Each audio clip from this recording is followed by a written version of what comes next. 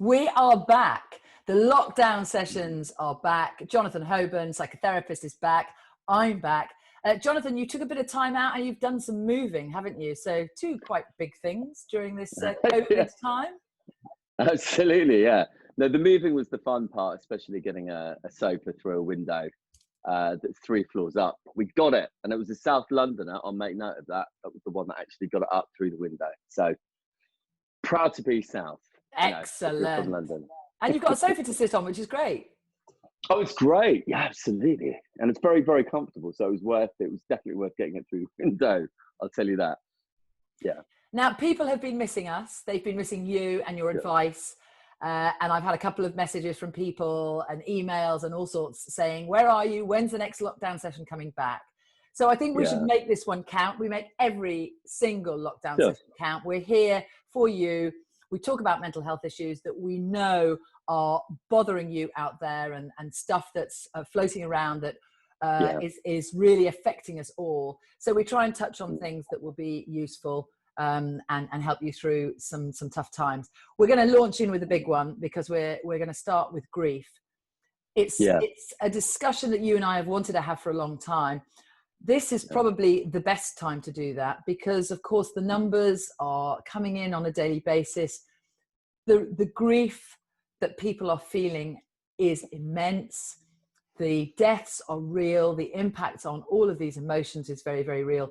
So a couple of things, really. How do you deal with grief in these situations, in these circumstances? There are so many people out there who can't even go to their loved ones' funerals. So how do you put that into I'm not going to say good place, a reasonable place, because that's quite an important part of the grieving process when you sort of say that initial goodbye. So how do you get over that? And you see grief in many forms over this period, don't you? Because you can see that there are lots of endings. There are lots of things that we have to grieve over during this period. That's right. Yeah. As you said, if the ending is taken away from you, so is the ritual of saying goodbye, And I also think with, as you said, many people have died, and, we've heard this a lot in the press, but I haven't heard much about the feelings of loss or the feelings of sadness, what it means to people to have lost someone as well during this time. I mean, I think, from my own personal experience of losing someone, of losing like a few family members, it doesn't seem that there's much. We take that time out, don't we? And there's something about the climate that's not this current climate that gives us that time to sort of, collect our thoughts and feelings about, come to terms with the fact that person has gone. And it seems to me right now, well, actually, I say that, I mean, normally, if someone dies, we can have a lot of family and people rushing around. And once that part of the process is ended, we're on our own, aren't we? We're sitting there and we're going back to normal life.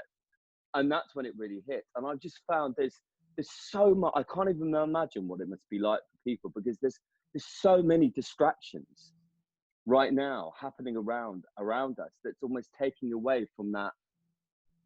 In terms of taking away from, I think for me it would be how do I feel about what's just happened? How can I conceptualize just what's happened? And I think the noise that's around us as well, and the continuity of other people dying, it's almost kind of, it's not allowing people to really sit with their grief, I think. But I think the most important thing is that ending is taken away, as you said. What must it be like for someone that's not been able to see their loved one before they've passed away? I cannot imagine it. I think in situations, I mean, from my own personal experience, my brother died of a methadone overdose when I was 23 years old. And because we didn't say, I said my goodbyes with my mother when she had cancer, but I didn't say my goodbyes with my brother. And that was taken away from me very, very much. And I wrote a big chapter in my book about grief, because I think the most common thing I've come across is, how do you deal with grief? There is no right or wrong way to deal with grief.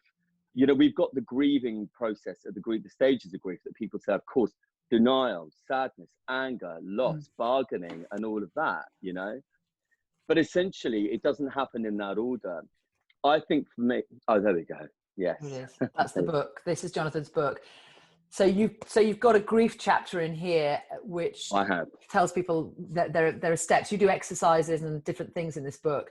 So in the book, there's a chapter on grief and what to do and how to perhaps handle it. Well, yeah, because I've done a bit, there's some good books on grief, but I think I haven't found anything that really resonated for me and my experience, if I'm honest with you. And that's why I wrote this chapter. I think in it, I say that if the ending has been taken away from you, there are two things. We can all create our own ritual, something that's personal to us and the person that we've lost, for sure. So I think, whether it be you sort of wrap up some photos, you kind of put it in a little boat, you send it out on a lake, or whether, you decide to kind of, put something in the ground. I think some people go and they kind of, we can't do that right now. But getting together, playing some songs, having, just having either a few drinks or I think essentially, in the book, the person that had lost someone who lost his best friend did a charity walk for her because she passed away from cancer. And they did that with a group of their friends as well. And they put a flag and they tied a leopard skin sort of scarf that she would have lost, that she would have worn. And they said during the walk, they got awfully lost, and lost to the fog or something was done in Scotland. And they said, this was so her, Yeah. So there's something for me. The other thing is, what is the message that the person who's died has left behind for you? I always say, the person that's died is a part of you and will always be in you as a part of your DNA strand. They live and reside within you always. But also, what was the message they left behind? How did they live? And in how they lived, how would you and how could you take that forward in your life? So it feels like we are taking a part of them forward, because they are gone. There is that finality of death. But how they live, what we've taken from their life, is so very important. And I think it's testament in how we move forward, how we take the learnings from what they gave us forward into our own life. Yeah, that's lovely. That's a beautiful way to move forward with their spirit and their memory. As we were discussing earlier, the horrible thing about this situation, the horrible thing about lockdown and COVID is that there are so many endings which are very unsatisfactory is an understatement. We can't hug people. That you're grieving for that loss of touch. We've lost relationships because we can't see our friends and in the way that we want to do that. People have lost their jobs, so it's relentless, isn't it? The feelings of loss and grief about all of those things, not to mention the immense human loss of losing a loved one. It's a lot for us to take on, isn't it, right now? Well, it is, and that's why I think it's hard for a lot of people to name loss. They say, I feel sad, I feel grief, because I think it's happening in so many ways. We don't actually have an ending to lockdown. This is the other thing, So, and I think, again, as you said, there's a lot of relationships that will be ending at the minute, because I think in lockdown it's magnifying anything. So if there was an issue in a relationship, that is going to be magnified. It's going to be hard. It's going to be difficult. I think there have been a lot of people leaving their jobs. There have been already a lot of redundancies. I think there's also the loss. There's the loss of 2020, right? Yes, there we all were, all the hopefuls going, thank God it's the end of 2019. Oh, we lost you for a minute there. We got you back. Yeah, we were saying, thank God it's the end of 2019. And then who on earth would have predicted this hellhole? But also there's the loss in terms of, I think there's a lot of what I've heard a lot is people have said, I've spent so much time with my family now. What have I been doing for the last 5-10 years? There's that loss of time as well, for that realization that, you could have spent more time with your loved ones. So yeah, there's a lot of loss. And I think any single time there is a loss of or ending, it all feeds into the same pot and triggers us in the same way. So it's important, what you're saying is, sort of rounding this up, you're saying it's important to recognize those feelings of loss, try and deal with them with some sort of ritual or something, whatever that loss might be, and don't try not to be too distracted by all the other noise that's going on right now, and do actually focus on the loss and allow yourself to do that. Yes, there's also one other thing I want to add to that. You know, when people talk about acceptance, you know, they say, you know, you know, we need to get to a place of acceptance. Oh, really? Not that easy, is it? Really? No. And to get to a place of acceptance, I feel we go through those stages of grief, of denial, of sadness, of lust, of anger. So if you have any of those feelings, allow them to come up and feel them. There is no timeline for how long you will feel those feelings at all. And that's Yeah, absolutely it's about, fine. that's it. That's absolutely fine. Yeah. All right, we're going to talk now about energy momentum and energy management. Now, energy management, I can take an educated guess about. I sort of know what that is, but you can refresh and recap. Energy momentum, I'm not so sure. So why are these two energy M's important? Yeah. So as you know, I took a bit of time off. Yeah.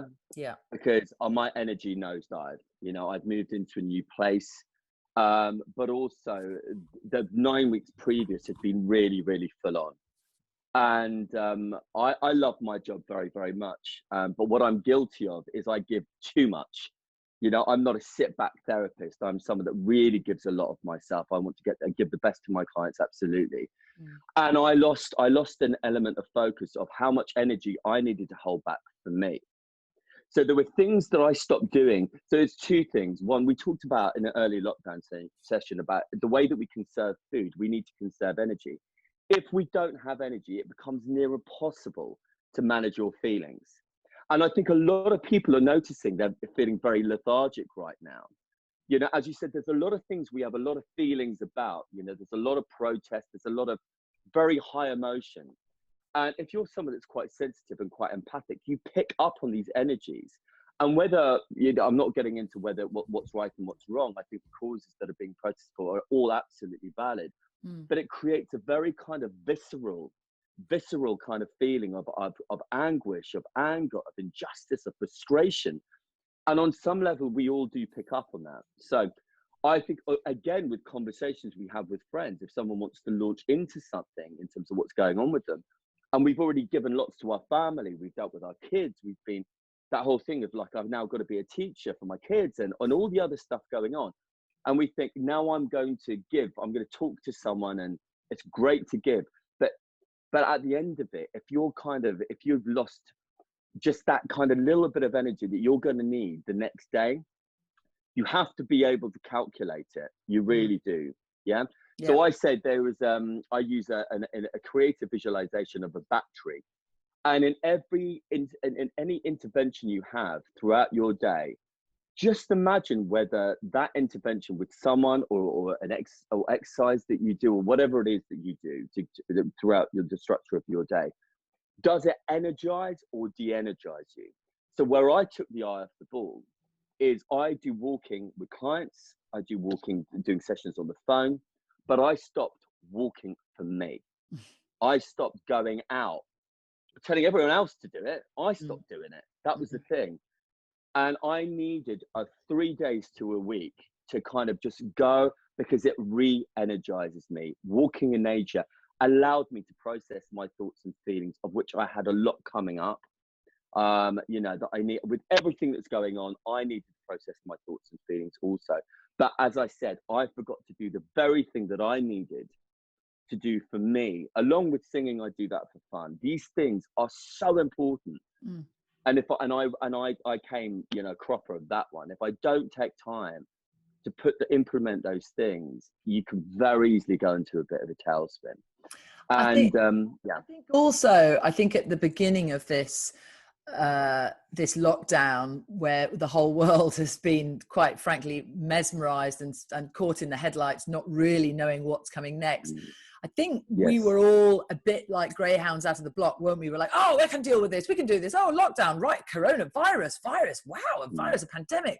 What's that? And this sort of high energy of what this all was. It was sort of landed in our laps, and you sort of tend to go, oh, right, okay, yeah, we can do that. We can. And now here we are in the long end of the game, and we've still got further to go. And that's when that battery level, just on a bigger scale, just starts dissipating, isn't it, and getting lower and Yeah, lower. that's right. It's that level of focus as well. I've got to put my mask on. I've got to be 2 meter distance. You've got to be hyper vigilant all the time. That comes into it. What's going to happen next during the week? It's like your brain is always on with everything that's going on. And yeah, it's very similar, isn't it? To like, because I love tennis, right? So I love the way. I remember Federer's earlier games, when he started before he won his first Wimbledon, and when he lost his rag, it all went. When he loses it, it's really bad. I mean, balls are going in the audience. It's really, he's hitting out of the park. It goes from tennis to baseball very quickly. And it's. But he also, in those days, he then lost the match. Well, of course, he lost the match. Absolutely, and sometimes, I think John McEnroe blew up and actually helped his game. But I think both Murray and Federer are two people that when they went into that, they just held it back. They held it back. They said, I need to choose my battles here. There's a lot of distraction going on, but it's my head down. What do I need to do to win the next point? And also, you'd give, in that first part, as you said, we all came out like greyhounds chasing a rabbit. And that was never, ever going to be sustainable. And as again, we don't have when this is going to end. So it's very hard to measure how long we have to do this for. So again, if you're playing a game of tennis, you're not going to give it your 100% on that first game, because you've got all the other subsequent games to win, and you don't know what's going to happen. And we need to think of it in very, very much the same way. Of if someone wants to create a bit of distraction or draw us into a bit of a drama, we have to choose very carefully what's going to de-energize us. And again, if we don't have time in the day, we need to start thinking about what things are going to give me that energy back. Good advice. And it's, I just call it lockdown fatigue. That's what it is, isn't it? We're just all like ground down now. So you do have to be strategic. And I guess that falls into the topic of emotional intelligence and being able to press your own pause button, listen to your emotions, and really try and work out, why am I feeling like this at this moment? Is it something that's happened to me just now, or is it something that happened to me half an hour ago or yesterday? Am I festering? And that you can learn it. I do think you can learn to be emotionally intelligent, and more than ever, that's what we all need now. We need to key into ourselves, don't we, and really listen and interpret our emotions. And again, that takes energy. Well, it does. I mean, I went down the road. There's a bit of bad growing on, but I would have involved myself, as a bit of a peacemaker, whatever. I went, no, not doing it today, because I've got things going on.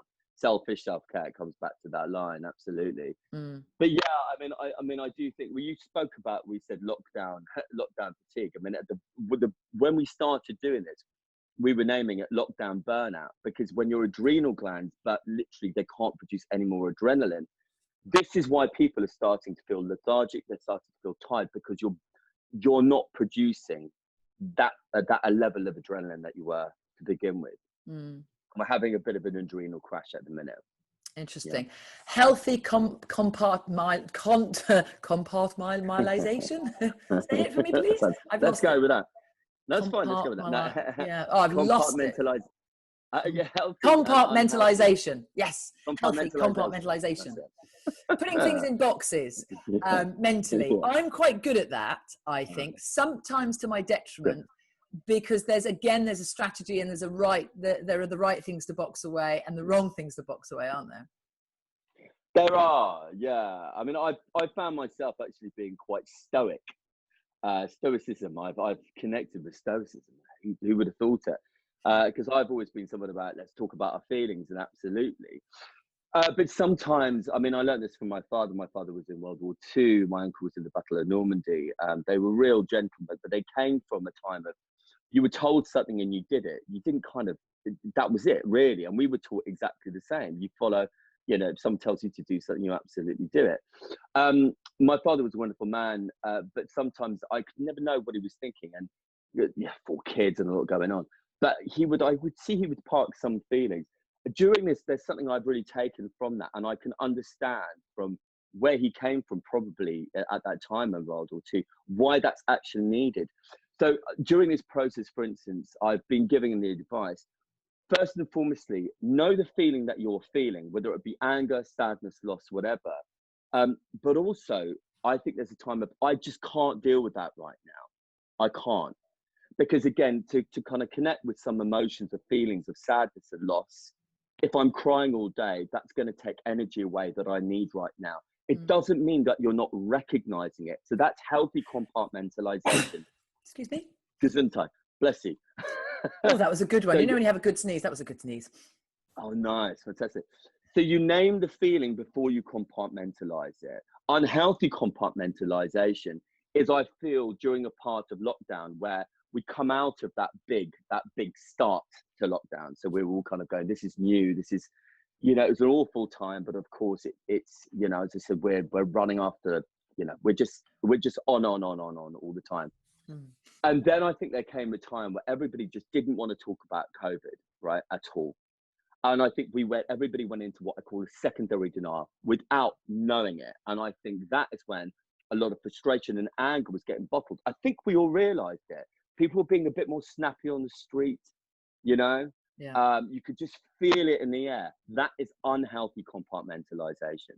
But for me, without having compartmentalized certain feelings, I would not have gone through the first 9 weeks of lockdown. Yeah, it's a survival mechanism, isn't it? What it is, but I think again, it's like, you know, the feelings that you're bottling. And as I said, I had that week off where I needed to manage and deal with the feelings that I had put to one side.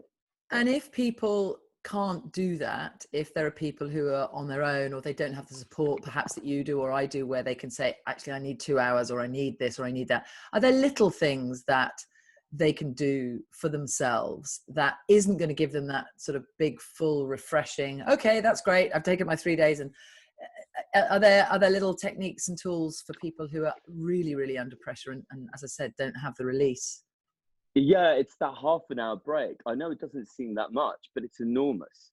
You know, sit down, have a cup of tea, have a bit of a break of the day, go outside, you know, just have a random chat with someone. I think also at the end of the day, it's really important. I saw on Twitter the other day, you went outside, you had a late night walk, you sort of went out, you know, that for me, as I said, I'm a massive fan of. But I also think we need to tell, it's like in a relay race. We need to say to someone, if it's your partner or whatever the situation is, I need to sleep in for that extra hour or 2 hours the next day. Could you take over? And that's when you have to work as a team, because that extra hour, 2 hours, it's enormous, you know? Yeah. And also at the minute, if we are finishing a day and our adrenal levels are high, it's so difficult to get to sleep. So we need that extra line. So I think that open communication about what we need is really important. If we can't get that in the early mornings, I think definitely with the lunch break, I've said this many times before, take a proper lunch break. Yeah. Also, because you do yoga, and yoga nidra is brilliant, isn't it? Because I think a lot of mothers that suffer from sleep deprivation, especially in the first 2 years, have found yoga nidra unbelievably replenishing. I think you can do 20 minutes is the equivalent to it's a 2 hour sleep. Is that right? You can. There are certain breathing exercises that you can do, and there are certain movements that stimulate your organs and can energize you. And it does work. It really does work. But at the end of the day, ultimately, after you've used that as your sort of bandage, eventually we just all need the sleep and the rest, don't we? Humans need sleep.